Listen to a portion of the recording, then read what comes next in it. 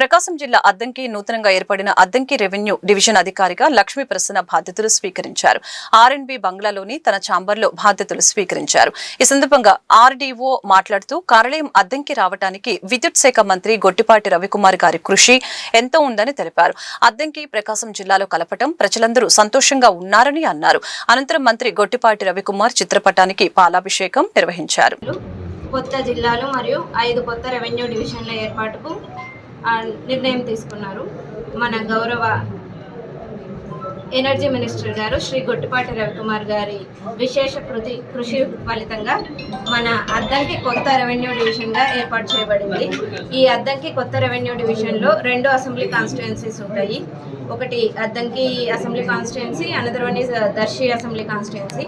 ఈ మొత్తం 10 మండలాల్లో 5 మండలాలు చీరాల డివిజన్ నుంచి, 2 మండలాలు ఒంగోలు డివిజన్ నుంచి, అలాగే 3 మండలాలు కనిగిరి డివిజన్ నుంచి కలిపి మొత్తం 10 మండలాలతో అద్దంకి కొత్త రెవెన్యూ డివిజన్గా ఏర్పాటు చేయబడింది.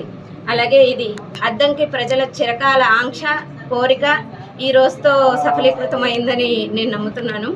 అలాగే అద్దంకి పట్టణానికి ఒంగోలు పట్టణం చాలా సమీపంలో ఉన్న కారణం చేత ప్రజల యొక్క వాళ్ళకి ఈజీగా ఉండడానికి అద్దంకి రెవెన్యూ డివిజన్ని ప్రకాశం జిల్లాలో విలీనం చేయడం జరిగింది. కాబట్టి ఈ అద్దంకి కొత్త రెవెన్యూ డివిజన్కి రెవెన్యూ డివిజనల్ ఆఫీస్ని ఇవాళ స్థానికంగా ఉన్నటువంటి ఆర్ఎండ్బి గెస్ట్ హౌస్లో ఏర్పాటు చేయడం జరిగింది, ప్రారంభించడం జరిగింది.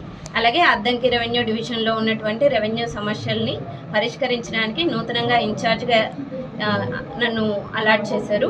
గౌరవ కలెక్టర్ ప్రకాశం జిల్లా వారు నిన్న ఈవినింగ్ ఆదేశాలు ఇచ్చారు.